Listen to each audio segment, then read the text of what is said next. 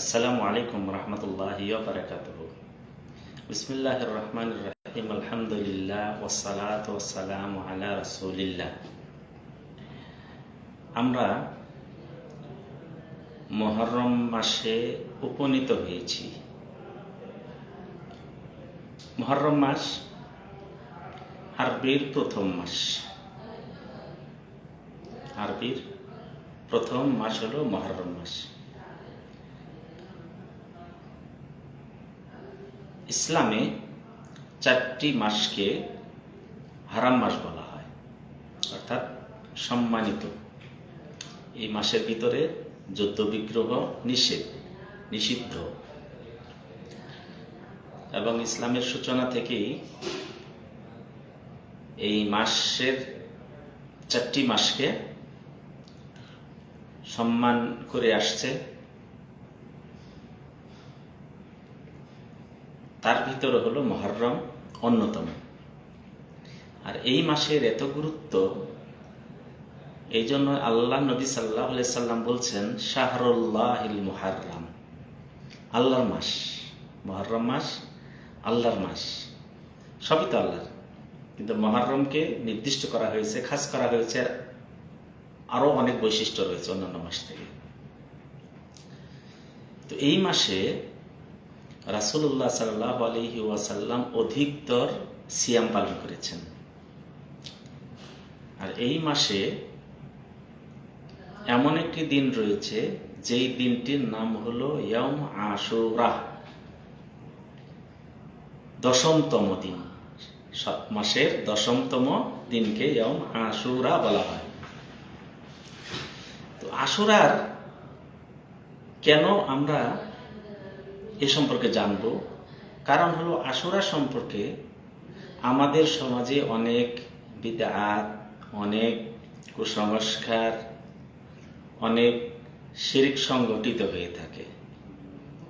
আমরা যদি এর সঠিক ইতিহাস জানি, তাহলে আমরা নিজেদের থেকে, আমার পরিবার থেকে, আমার সমাজ থেকে সেই বিদআতগুলি, সেই কুসংস্কারগুলি, সেই শিরকগুলিকে আমরা উৎখাত করতে পারব। আর এই মাসে রাসূলুল্লাহ সাল্লাল্লাহু আলাইহি ওয়াসাল্লাম কর্তৃক আমাদের প্রতি নির্দেশিত যে আমলগুলি রয়েছে, সেই আমলগুলো আমরা সঠিকভাবে করতে পারব। এই জন্য আমাদের এই মুহররম এবং আশুরা সম্পর্কে অবশ্যই জানা দরকার। মুহররম মাস এটি ফজিলতপূর্ণ একটি মাস। এই মাসে আমরা বেশি বেশি ফজিলতপূর্ণ আমলগুলি আমরা করব। আসল যে ইবাদতগুলি আছে সেগুলো তো করবই, এর অতিরিক্ত কিছু আমল রয়েছে। তার ভিতরে অন্যতম হলো আশুরার দিনে সিয়াম পালন করা। আশুরার সিয়াম আসলে কি? ইসলামের প্রাথমিক যুগে তখনও রমজান মাসের সিয়াম ফরজ হয়নি। আমরা জানি রমজান মাসের সিয়াম ফরজ হয়েছে রাসূল সাল্লাল্লাহু আলাইহি সাল্লামের মাদানী জীবনে, অর্থাৎ দ্বিতীয় হিজরিতে। সূরা বাকারার ইয়া আইয়ুহাল্লাযীনা আমানু কুতিবা আলাইকুমুস সিয়াম, এই আয়াতের মাধ্যমে। এর আগেও মুসলমানরা ফরজ সিয়াম পালন করতেন। রমজান মাসের সিয়াম ফরজ হওয়ার আগ পর্যন্ত মুসলমানদের উপর ফরজ সিয়াম ছিল। সেটি ছিল মুহররমের 10 তারিখের সিয়াম। আর এই সিয়ামটাকে এত গুরুত্ব দেওয়া হয়েছে যে ছোট ছোট বাচ্চাদেরকেও সাহাবাগণ এই রোজা রাখার নির্দেশ দিতেন। রোজা রাখতে মানে কি করতেন? সহযোগিতা করতেন। রোজা রাখার পরে, সিয়াম রাখার পর বাচ্চারা তখন বিকাল বেলা খেতে চাইতো, তখন তাদেরকে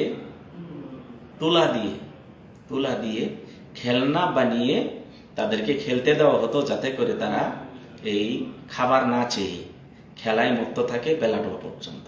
এত গুরুত্ব দেওয়া হতো। আর যখন রমজানের সিয়াম ফরজ হয়ে গেল, তখন আল্লাহ নবী সাল্লাল্লাহু আলাইহি ওয়াসাল্লামকে জিজ্ঞাসা করা হলো, রাসূল সাল্লাল্লাহু আলাইহি ওয়াসাল্লাম জিজ্ঞাসিত হলেন যে, আমরা রমজান মাসের সিয়াম ফরজ হওয়ার আগে আমরা মুহররমের 10 তারিখে সিয়ামটা পালন করতাম। এখন যদি কেউ রাখি তাহলে আমাদের লাভ কি হবে? রাসূল সাল্লাল্লাহু আলাইহি সাল্লাম বললেন, আহতাসিবু আলাল্লাহি আন ইউকাফিরাস সানাতাল মাদিয়া, আমি আল্লাহর কাছে আশা রাখি তিনি এর মাধ্যমে বিগত 1 বছর গুনাহ ক্ষমা করে দেবেন। তো আমরা 1 নম্বর 2 নম্বর আরো গুরুত্ব হলো, রাসূল সাল্লাল্লাহু আলাইহি সাল্লাম যখন মদিনায় গেলেন দেখলেন ইহুদিরা রোজা রাখে, এই দিনে সিয়াম পালন করে। তখন তাদেরকে জিজ্ঞাসা করলো, কিসের সোম তোমরা পালন করো, কিসের সিয়াম পালন করো, কিসের রোজা রাখো? তারা বলল যে এই দিনে আল্লাহ তাআলা মুসা আলাইহিস সালাতু ওয়াস সালামকে নাজাত দিয়েছেন এবং আল্লাহ দ্রোহী এবং ইসলাম দ্রোহী, সত্যের দ্রোহী, সত্যের দুশমন, মুসা আলাইহিস সালামের দুশমন এবং তার দলবলকে আল্লাহ তাআলা সেই সাগরে ডুবিয়ে মেরেছেন। আর মুসা আলাইহিস সালাম এবং তার সাথে যারা মুসলমান ছিলেন, সত্যের সন্ধানী, সত্যকে আঁকড়ে যারা ধরেছিলেন, তাদেরকে আল্লাহ রাব্বুল আলামিন সাগরকে শুকিয়ে তাদেরকে রাস্তা বানিয়ে তাদেরকে পার করে দিয়ে দিয়েছেন। মুসা আলাইহিস সালাম এই শুকরিয়া স্বরূপ রোজা রেখেছেন, তার সাহাবাগণ রেখেছেন। ওই সূত্র ধরে আমরাও সেই শুকরিয়া আদায় করে রোজা সিয়াম পালন করে রোজা রাখি। আল্লাহ নবী সাল্লাল্লাহু আলাইহি সাল্লাম বললেন, নাহনু আহকুল মুসা, তোমাদের থেকে মুসা আলাইহিস সালাম সেদিন নাজাত পেয়েছেন এবং তাওহীদের বিজয় হয়েছে। আল্লাহ রাব্বুল আলামিনের বন্ধু আউলিয়া যারা, ওলি যারা, তাদেরকে বিজয়ী হয়েছে। নবী রাসূল আল্লাহ রাব্বুল আলামিনের নবী এবং তার সাথীদের বিজয়ী হয়েছে, সত্যের বিজয়ী হয়েছে। সেটার শুকরিয়া স্বরূপ রোজা রাখার হকদার আমরাই বেশি। কেননা মুসা আলাইহিস সালাম যে সত্য নিয়ে এসেছিলেন সেই সত্যের বাণী আমরাই প্রচার করে থাকি। আর সেই সত্যের বাণীকে তোমরা কি করে ফেলেছো? উল্টে ফেলেছো। সেই সত্যের বাণীকে তোমরা বিসর্জন দিয়ে তার উল্টোটাকে তোমরা ধারণ করেছো। সেই অনুযায়ী তোমরা শিরক আঁকড়ে ধরেছো তাওহীদের জায়গায়, তোমরা সুন্নাতের জায়গায় বেদাতকে আঁকড়ে ধরেছো। মুসা আলাইহিস সালামের যে আসল আদর্শ ছিল সেটাকে তোমরা বিসর্জন দিয়েছো। এই জন্য কি তোমরা যে তাকে ভালোবাসো বলো, এটা তোমাদের মৌখিক স্বীকারোক্তি মাত্র, কিন্তু আসল যে ভালোবাসা, সেই ভালোবাসা আমাদের ভিতরে রয়েছে। এই জন্য আমরাও রোজা রাখবো। তাহলে গুরুত্ব আরো বেড়ে গেল। তাহলে মুহররমের রোজা সিয়াম আমরা কেন পালন করব?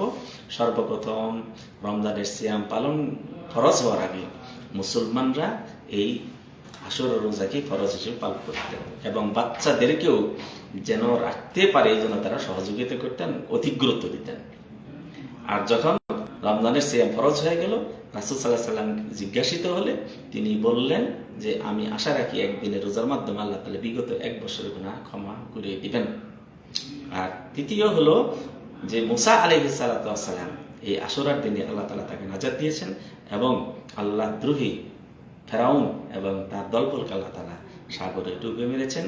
জীবনে আল্লাহ রাব্বুল আলামিন কিয়ামত পর্যন্ত সেটি একটি শিক্ষা রেখেছেন। তার প্রমাণ জাদুঘর মিশর, ফেরাউনের লাশ এখনো রয়েছে।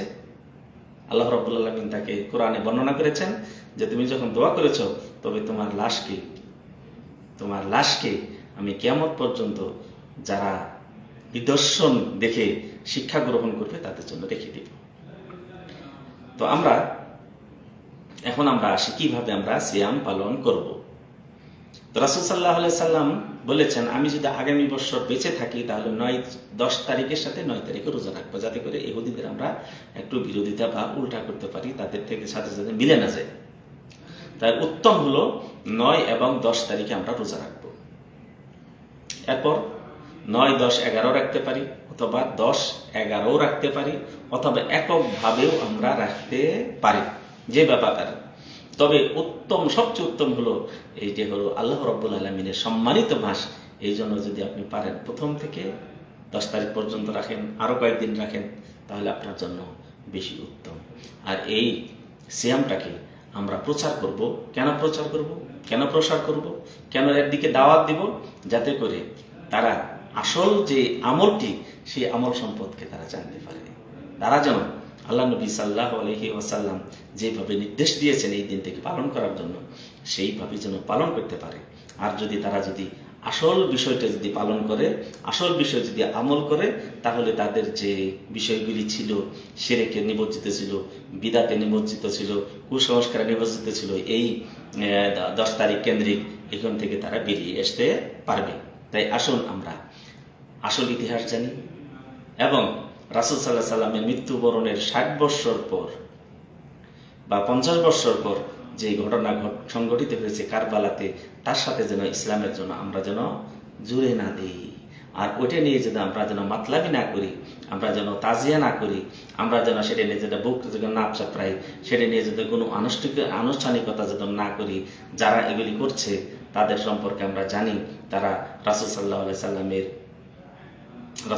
সাল্লামের নবুয়ত নিয়ে তাদের সন্দেহ রয়েছে, আমাদের কোরআন নিয়ে তাদের সন্দেহ রয়েছে। তারা ইসলামকে মৌখিকভাবে মানুষকে ধোঁকা দেওয়ার জন্য মেনে শিয়ারা আজকে তারা ইসলাম থেকে তারা নিকটতম হলো অগ্নি পূজক, মূর্তি পূজক এবং ইহুদিদের নিকটতম তারা। তাই আসুন আমরা প্রকৃত ইসলাম জানি, প্রকৃত আমল জানি, এই ইতিহাস মুহররমের ইতিহাস আমরা জানি এবং মুহররমের আশুরার ইতিহাস জানি এবং এর আমল আমরা জানি। সেই অনুযায়ী যেন আল্লাহ রাব্বুল আলামিন আমাদের আমল করার তৌফিক দান করেন। আর আমরা রোজা রাখবো, রোজা মানুষকে দাওয়াত দিব। দাওয়াতের পদ্ধতি মৌখিক হতে পারে, দাওয়াতের পদ্ধতি অন্যের মাধ্যমে হতে পারে, দাওয়াতের পদ্ধতি হতে পারে খতিব সাহেবকে বলে যে আপনি খুতবাতে বলে দিবেন, আলেম সাহেবকে বলে ওয়াজ মাহফিলে বলে দিবেন এবং মাদ্রাসাতে শিক্ষককে বলা, ছাত্রদেরকে বলে দিবেন, আপনার অভিভাবককে বলা, আপনার পরিবার সবাইকে বলবেন। এমনকি আমরা মসজিদে ইফতারের ব্যবস্থা করতে পারি, আমরা কিভাবে জামাতবদ্ধ ইফতারের ব্যবস্থা করতে পারি এবং আমরা ইফতার রমজানে যেমন মানুষের বাড়িতে বাড়িতে বিলি করতাম, আমরা এইভাবে বিলি করতে পারি, যাতে এর মাধ্যমে এই রোজা সম্পর্কে, এই সম সম্পর্কে তারা যেন জানতে পারে। আল্লাহ রাব্বুল আলামিন আমাদের সবাইকে তৌফিক দান করুন। আসসালামু আলাইকুম ওয়া রাহমাতুল্লাহি ওয়া বারাকাতুহু।